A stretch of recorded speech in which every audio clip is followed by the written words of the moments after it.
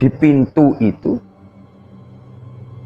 sudah berdiri sosok putih, matanya merah, berwajah hitam.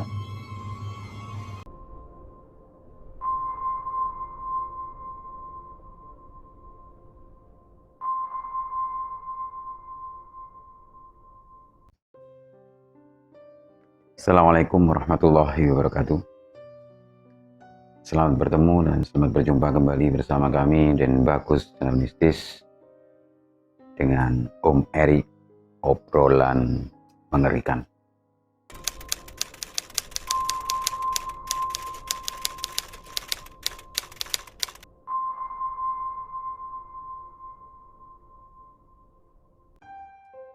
Pada malam itu,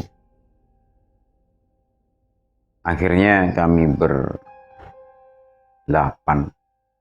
delapan orang itu akhirnya kembali lagi ke rumah kontrakan. Di sana kami dalam memasuki rumah itu artinya sama-sama mengumpulkan keberanian kita untuk kemudian kembali memasuki rumah kontrakan kita. Dan tanpa ada yang dikomando, kami pun akhirnya tidur kembali di depan TV. Saat itu hawa terasa dingin, angin pun tidak semilir gitu. Dan malam itu pun suara binatang malam itu hening sekali. Akhirnya kami pun berusaha untuk tidur pada malam itu. Tetapi belum lama kami terlelap tidur, kami mendengar langkah orang itu dari belakang ke depan, dari depan ke belakang. Seakan orang itu menjaga kita, atau seakan orang itu melihat kita, mengintai kita begitu. Karena langkah itu sangat jelas, langkah seperti manusia. Tanpa dikomando pun, mungkin mereka tiba-tiba langsung berdiri bersama-sama, duduk gitu, melihat menoleh ke arah belakang, ke arah jalan di dalam rumah itu. Ternyata tidak ada siapa. Kembali kemudian kami rasa takut itu kembali, dan semakin mencekam, semakin merenggut perasaan kami.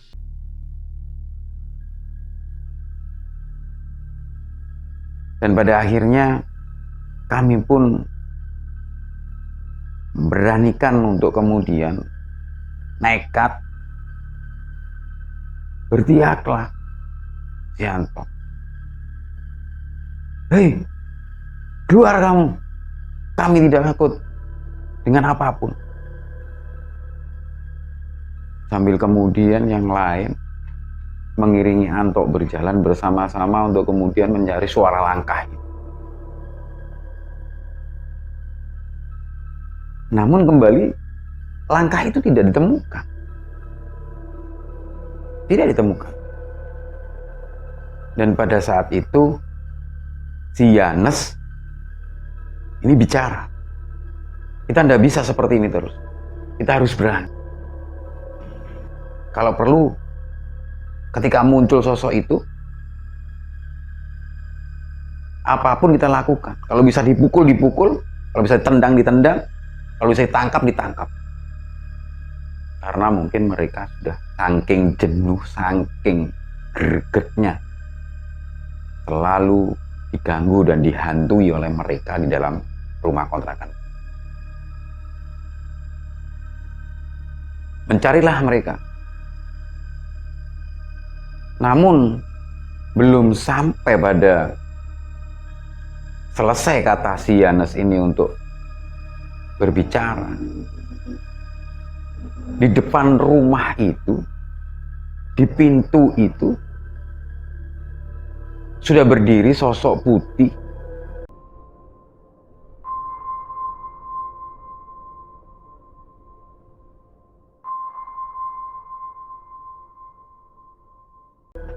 Matanya merah, berwajah hitam.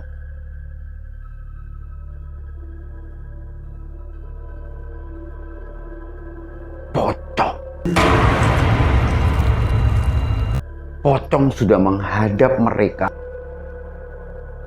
Dengan sisa keberanian mereka kemudian, apa yang dikatakan tadi tidak pernah terjadi. Dan pada akhirnya mereka lari lagi ke dalam kamar. Pada saat di kamar, mereka sudah keringat dingin, meriang badannya, lemas, sudah habis tenaga karena rasa ketakutan, tegang, dan macam-macam itu. Dan pada akhirnya malam itu kembali sampai fajar menyingsing. Dan pada saat pagi harinya mereka kembali lagi berangkat kuliah. Pada saat itu memang hari terakhir ujian.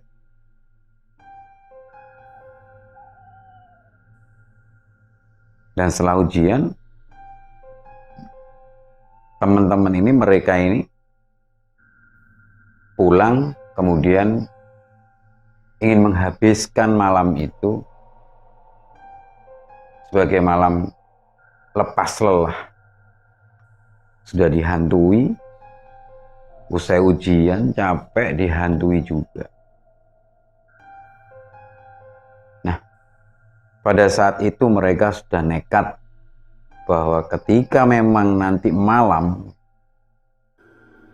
apabila terjadi kembali, maka mereka berdelapan memutuskan untuk nekat dengan niatan yang kemarin malam terlaksana, yang tidak terlaksana. Dan setelah itu, pada malam itu, pada malam harinya, terdengar lagi, dan itu belum malam. Lepas maghrib, sudah terdengar ketukan pintu di kamar belakang. Mereka mencoba untuk kemudian mencari suara itu. Ternyata suara itu berasal dari kamar yang memang tidak boleh dibuka. Begitu ada suara ketok pintu, digedor sama Ian.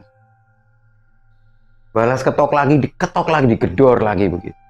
Tapi tetap kamar itu pintunya tidak bisa dibuka. Padahal sudah berusaha untuk kemudian dirusak oleh mereka. Dan itu pintu sangat kuat sekali. Dan pada malam itu sampai menjelang pagi, teror-teror menghantui itu, yang menghantui mereka itu berdatang.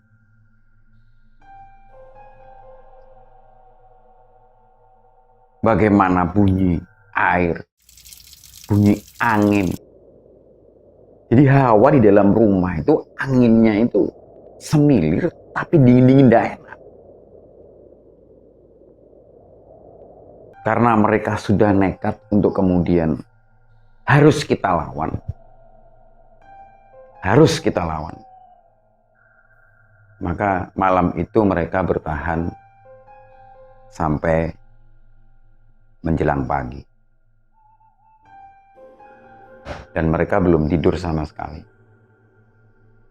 Akhirnya mereka putuskan kemudian pada suatu tempat di mana di sana terdapat, anggaplah seperti orang pintar, seorang ulama, seorang kiai kampung. Berceritalah mereka segala pengalaman di rumah itu. Setelah mereka bercerita dengan itu, maka mereka pulang balik ke tempat kontrakan. Dan dari sampai kontrakan, dikejutkan lagi mereka pintu itu sudah tidak terkunci lagi di dalam rumah. Ini siang hari.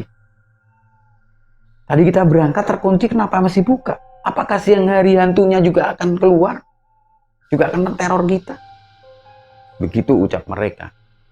Terutama si Yanes. Karena yang merasa greget ini Yanes. Yanes lah masuk dulu Anda dalam rumah itu. Yanes masuk sampai pada ruangan tengah. Tiba-tiba ada orang.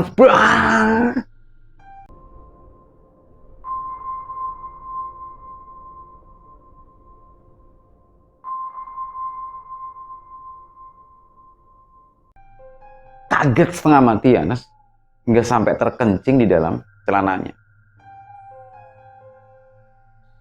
Ternyata apa yang dilihatnya adalah sosok manusia yang tidak pernah mereka lihat, tidak mereka kenal, dan tidak pernah bertemu. Sambil membawa palu dan celurit.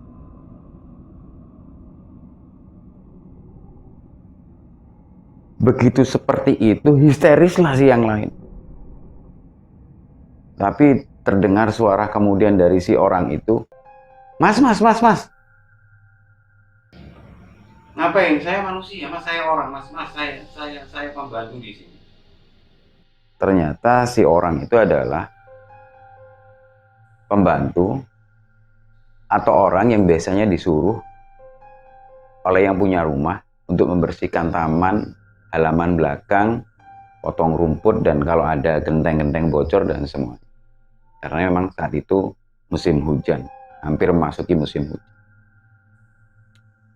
Ada sama teman-temannya Yanes, Anto, Heri, ditanya, Pak, ini kopi, mau kopi Pak? Mau teh Pak? Atau apa? Mie goreng Pak? Si orang ini pun tidak menoleh, atau senyum, atau menjawab iya atau tidak. Dia ngelonyor aja. Orang ini misterius.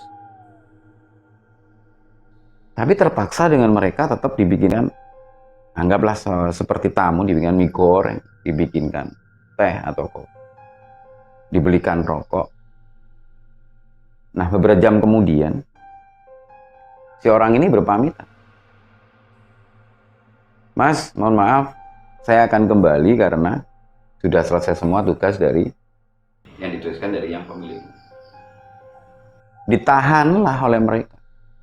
Pak, tolong ini dimakan dulu, diminum dulu kopinya, rokok dulu, karena sudah dibuatkan. Sayang membazir.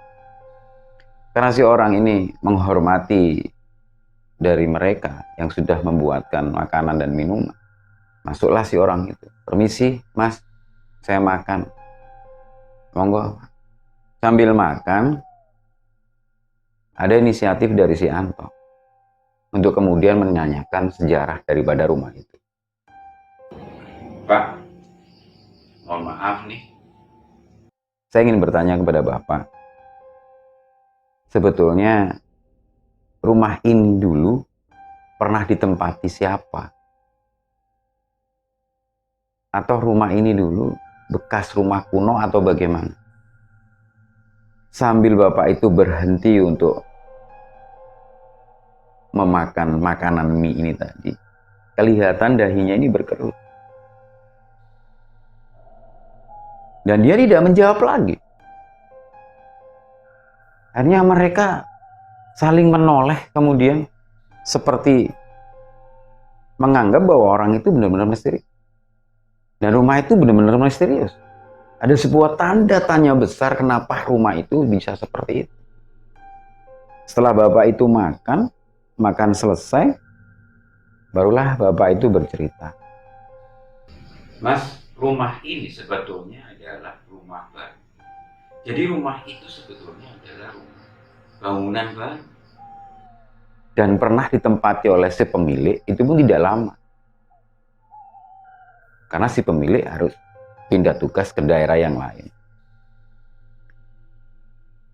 Dan akhirnya mereka bercerita bahwa selama dia nempati di sana, mereka diteror dengan berbagai cerita mengerikan, pengalaman yang sangat misterius begitu, mengerikan, menakutkan. Si bapak ini ternyata membuka sebuah rahasia yang selama ini tidak pernah terungkap. Yang tahu hanya bapak itu dan tukang yang mengerjakan rumah saat itu. Ternyata saat mengerjakan rumah itu, ketika menggali pondasi, itu pernah ditemu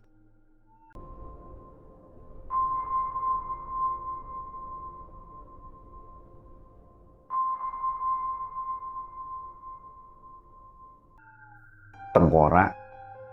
Perkiraan mereka, si bapak adalah tengkorak manusia, tapi sebetulnya itu dari darah angan-angan, dan itu tidak satu tengkorak, ada 4 tengkorak. Tetapi tidak bisa kemudian tidak dipindahkan,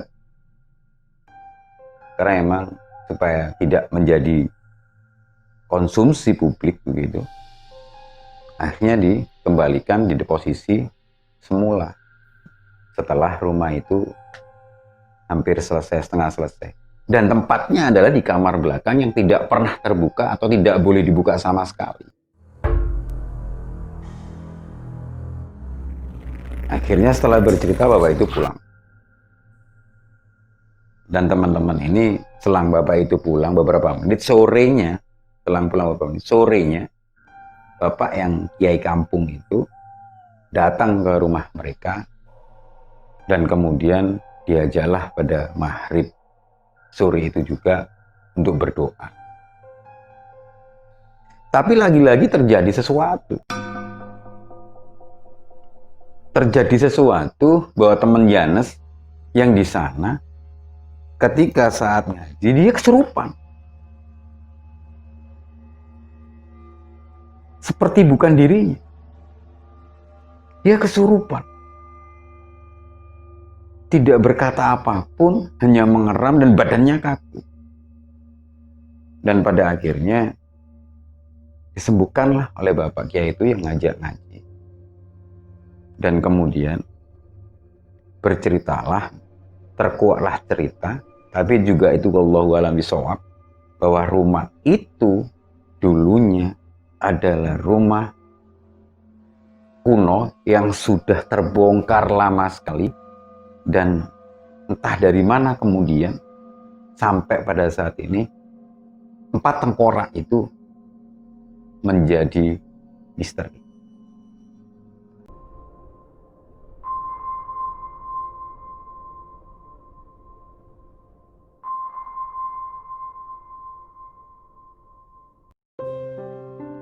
Dan pemirsa ya Budiman, sampai dari sini maka